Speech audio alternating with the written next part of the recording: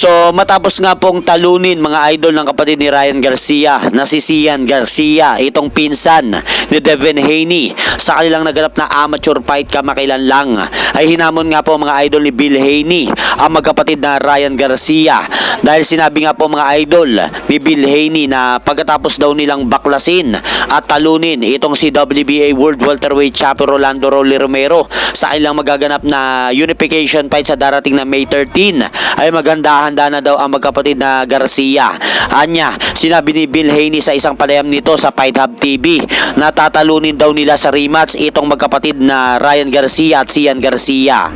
I'm very proud of Sean. He put on a hell of a performance. And I'm looking forward to now, on May 30th, here in Las Vegas, Devin beating up Rolly Romero. But guess what? We can get the rematch with the Garcias too in September after we tighten up Rolly Romero, inshallah. And guess what? We're signed up for Vada right now. Ryan, you get your ass in there too, and let's make this thing happen.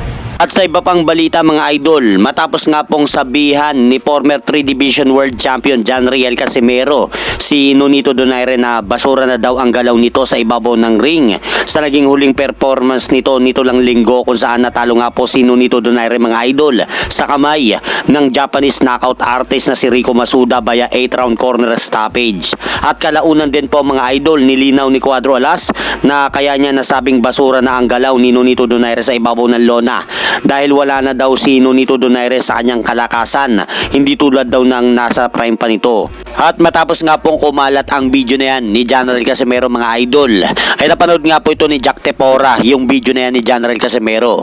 Kaya muling binanata ni Jack Tepora mga idol si Cuadro Alas at sinabi nito na okay lang maging garbage basta hindi addict. So sinabihan nga po mga idol ni Jack El Capitan Tepora si General Casimero na okay lang maging basura basta hindi addict. So hindi po natin alam ang ibig sabihin dyan ni Jack Tepora sa sinabi nito kay Cuadro Alas. At hanggang dito na lang po muna ang aking update sa mga ganapan sa mundo ng boxing. At syempre mga idol, huwag nyo rin pong kalimutan, pakisuportahan nyo naman po muna ang ating munting channel. Maraming salamat po.